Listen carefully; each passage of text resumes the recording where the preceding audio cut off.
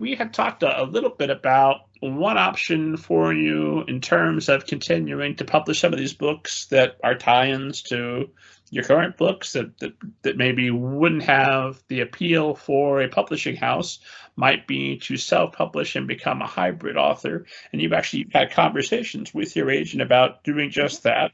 So what's the diplomatic way to go about those conversations, and what might that look like? Well, and that's going to be different for every agent and the author. Liza and I had we've been talking about hybrid for a couple of years.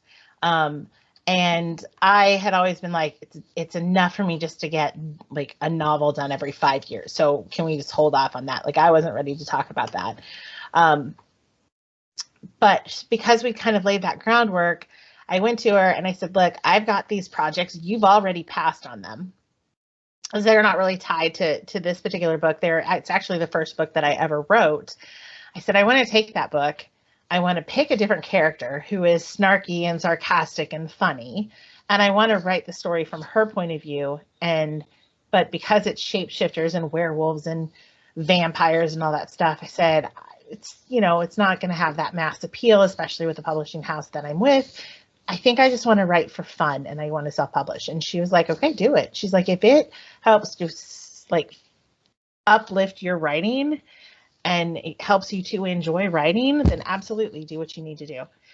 So it was a delicate conversation. She was really supportive. And like I said, she has from day one always been more concerned about me as the individual than making a buck. Like, she has always put what's best for me in the forefront and has said many times, if you only write a book every 5 years, then every 5 years we'll put a book out. That's, whatever you need to do.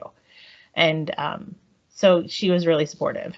And I like the idea of, and actually you're kind of an inspiration for that too, because when watching you do the Book of David over all of those months, years that you were working on that story, and we talked about like putting it out in a serial, I started thinking about this book and how maybe that's something to do. So I have like the shorter chapters or sets, books, whatever, that need to be written.